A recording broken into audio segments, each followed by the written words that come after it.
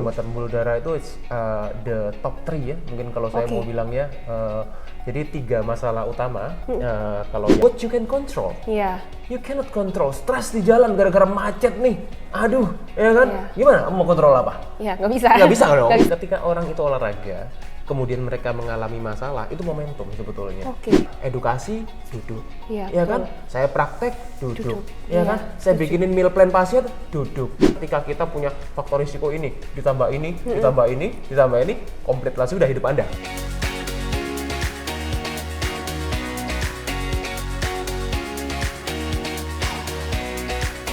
Oke, selamat datang di acara Dokter Talk. Hari ini kita akan membahas topik yang sangat penting, yaitu tentang masalah pembuluh darah.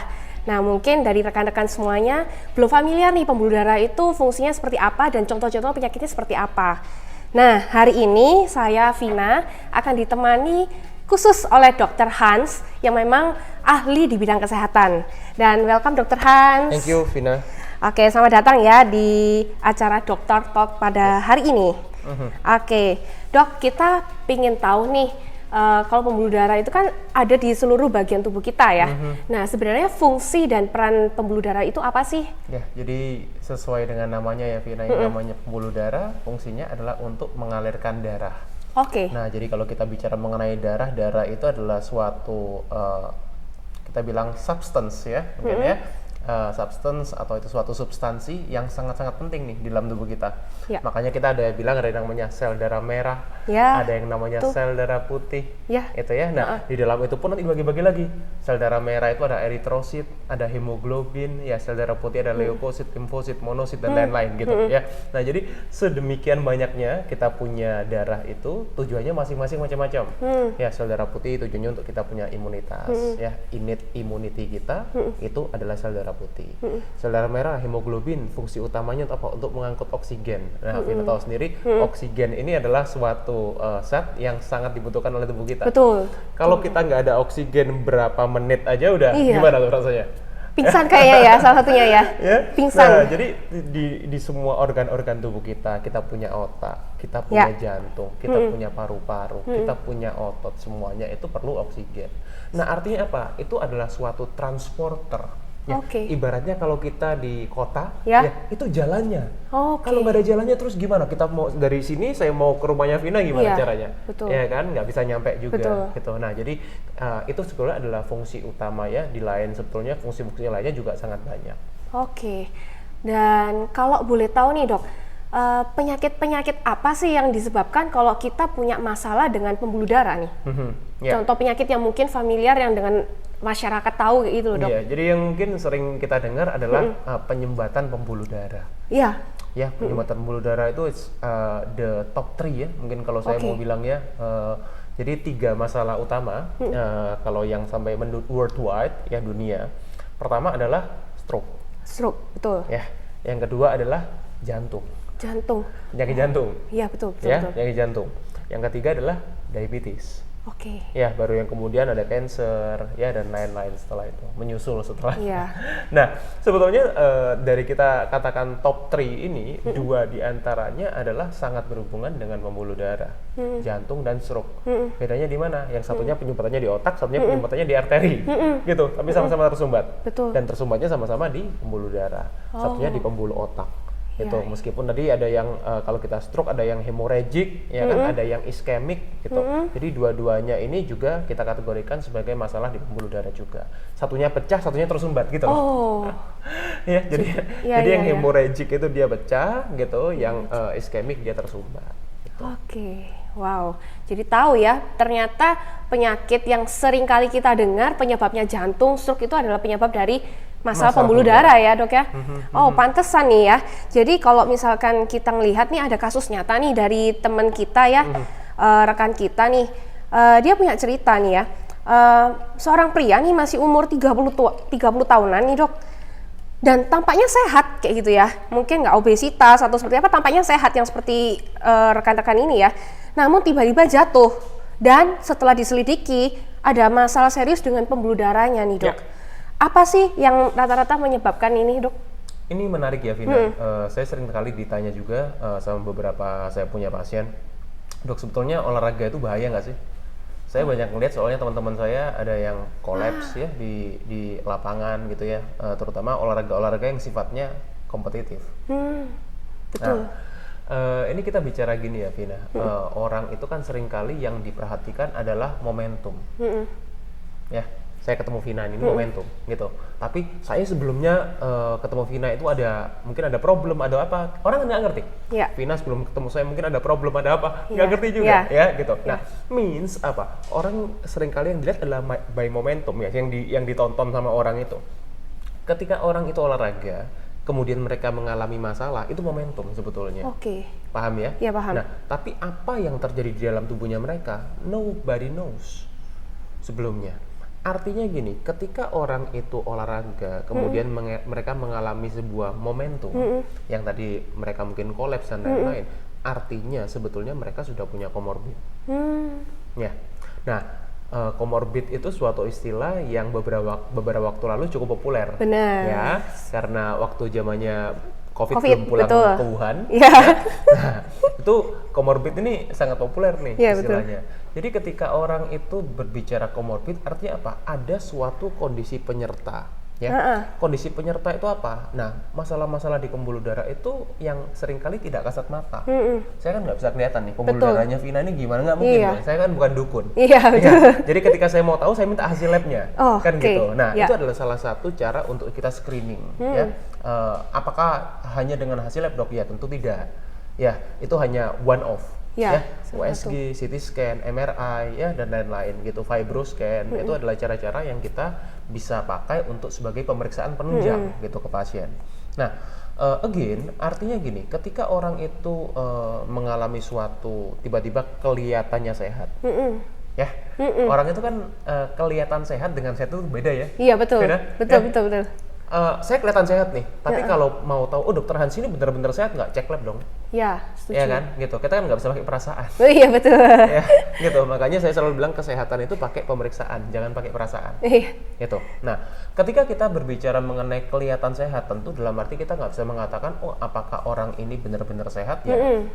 We never know. Ya, nah tapi yang pasti ketika orang itu olahraga atau ada di lapangan, itu ketika sifatnya kompetitif, kan orang ini ya adrenalin itu kan membuat pembuluh darah kita itu mengalami yang namanya vasokonstriksi. Ya, jadi vasokonstriksi itu apa? Menyempit.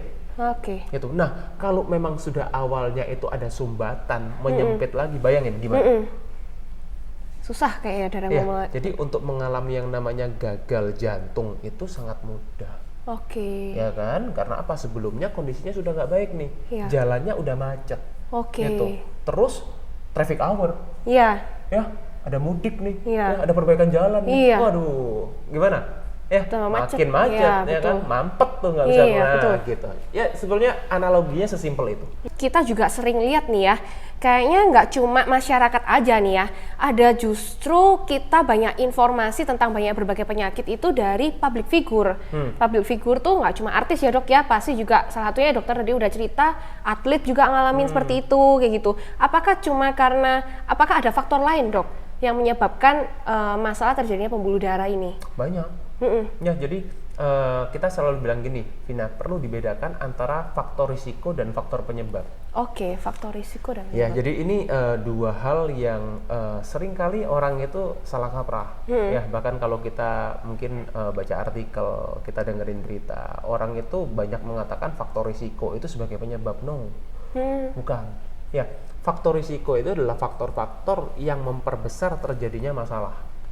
Tapi bukan penyebab langsung. Gitu. Jadi kalau kita katakan gini, contoh tadi ya, orang yang mengalami gagal jantung, ya salah satu faktor penyebabnya adalah adanya sumbatan di pembuluh darah. Ya, kalau kita bilang mungkin ada gumpalan darah, blood clot, gitu, atau ada plak, gitu. Nah itu adalah faktor penyebabnya di situ.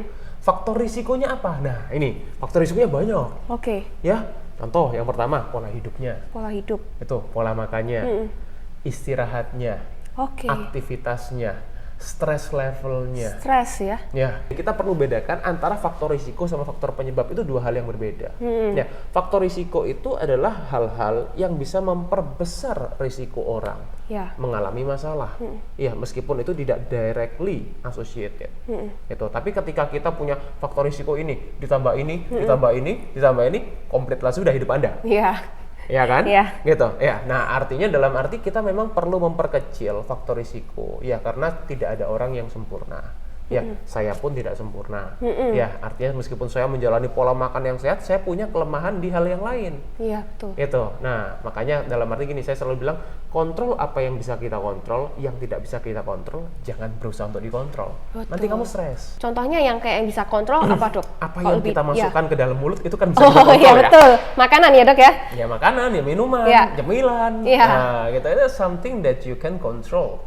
Actually, ya kalau kecuali dalam arti ada orang yang tidur terus sambil makan gitu ya, bisa kontrol, itu beda cerita ya. Ya. Tapi kalau kita dalam kondisi sober, nggak gitu dong harusnya, ya supposed to be. Nah, yang nggak bisa kita kontrol apa? Lingkungan di luar kita. Iya kan, contoh dalam arti kita hidup di perkotaan, Surabaya masih mending. Saya sering ke Jakarta, polusinya lebih gila-gilaan, ya kan? Trafficnya, what you can control? You cannot control stres di jalan gara-gara macet nih. Aduh, ya kan? Gimana? Mau kontrol apa? Ya, nggak bisa. Nggak bisa dong. Nggak bisa. Ya kan? Nah, artinya apa itu tadi ya? Jadi ada hal-hal yang kita nggak bisa kontrol. Ya udah. Ya, what you can control, you control. Ya kan? Activity. Ada tangga, ada eskalator. Pilih mana? Setuju tuh. Iya kan? Iya, setuju. Simple. Ya kan? To be honest, saya selalu pilih tangga. Ya. Gitu. Meskipun ada eskalator. Tujuannya supaya apa? Karena saya sebetulnya sehari-hari nggak aktif. Vina, jadi orang lihat, wah, Dr. Anas kayaknya aktif banget. Enggak. Saya tuh hanya aktif ketika saya olahraga. Iya. Kalau saya nggak olahraga, mau sedih apa? Edukasi, duduk. Ya kan? Saya praktek, duduk. Ya kan? Saya bikinin meal plan pasien, duduk. Saya buat kerjaan sehari-hari saya, PR saya, ya kan? Duduk juga. Ada nggak sih, Dok, contoh masalah pembuluh darah seperti apa yang bisa sangat berbahaya dan bahkan mengancam jiwa nih? Ya gini, pembuluh darah itu sebetulnya kita perlu bagi beberapa ya. Sama seperti tadi kita analogikan jalan. Ya. Vina asli Surabaya? Asli Surabaya. Nah, berarti tahu ada jalan HR Muhammad. Ya, kalau yang lebih kecil lagi nanti ada jalan ini ya, Darmo Permai. Lebih kecil lagi. Lebih kecil lagi ada gang-gangnya. Yang masuk-masuk gitu. Nah, di pembuluh darah kita juga sama. Ya, jalan yang paling besar namanya arteri. Gitu ya. Jalan yang lebih kecil namanya pembuluh darah vena. Ya, yang lebih kecil lagi gang-gangnya namanya kapiler. Gitu. Nah, kalau kita mengalami penyumbatan di pembuluh kapiler akan berbeda dengan kita mengalami penyumbatan di pembuluh darah arteri. Ya, kalau yang macet itu di gang, yang di jalan besar nggak komplain, nggak demo. Betul, kan? Betul. Tapi kalau yang macet di jalan HR Muhammad, ya di jalan Gubernur Suryo, ya yang macet di sana banyak yang demo. Orang akan mengganggu lalu lintas seluruh kota Surabaya. Betul ya. Nah, di dalam tubuh kita juga gitu. Kalau yang tersumbat itu di pembuluh darah arteri kita, arteri jantung, nah itu yang namanya orang menjadi masalah aterosklerosis. Ya, aterosklerosis itu adalah penyumbatan di pembuluh darah arteri. Nah, itu yang fatal. Gitu. Kenapa ada orang yang mengalami penyumbatan kemudian mereka tidak merasa apa-apa? Ya, saya banyak punya pasien ketika mereka mengalami penyumbatan, penyumbatannya udah di beberapa tempat nih, tapi kok nggak merasa ya? Gitu. Ada orang yang mengalami penyumbatan cuma di satu tempat, tapi wah, kayak napasnya udah ngos-ngosan, ya naik turun tangga sudah capek, gitu. Artinya apa? Dia kemungkinan besar penyumbatannya di daerah pembuluh darah yang besar, yang vital, yang arteri tadi. Nah, sedangkan yang mengalami beberapa penyumbatan masih beruntung dilindungi oleh Allah, ya kan? Ya. Nah, jadi ketika mereka masih beruntung, mereka sebetulnya di beberapa pembuluh arteri itu, jadi mereka tidak terlalu signifikan di mereka punya kondisi vital, ya. Jadi vital sign-nya itu masih oke. Gitu. Nah, itu makanya saya selalu bilang ya, kesehatan itu bisa kita katakan juga ya jackpot. Ya, kalau kamu beruntung ya dalam arti banyak-banyaklah untuk ya berdoa, ya amal dan ibadah gitu. Nah, salah satunya untuk itu betul. Ya, jadi ketika terjadi masalah itu nggak fatal, gitu. Tapi untuk orang-orang yang ya mungkin dalam arti ya hidupnya nggak benar, pola hidupnya, kemudian ya kurang amal ibadah, ya kan seringkali mengalami masalah-masalah yang tidak terduga gitu. Pilarnya orang punya pola hidup itu ada 4. Ya. Pola makan, aktivitas, pola tidur, dan stress management. Bukan cuma gorengan di pinggir jalan ya. Karena kalau saya ngomong sama orang Jakarta nih, saya bilang gorengan, mereka itu cuma relate-nya sama gorengan di pinggir jalan. Seriously, gitu. Saya sampai makanan sebaik apapun. Lebih penting mana kita menambahkan atau mengurangi menurut Vina? Itu dulu.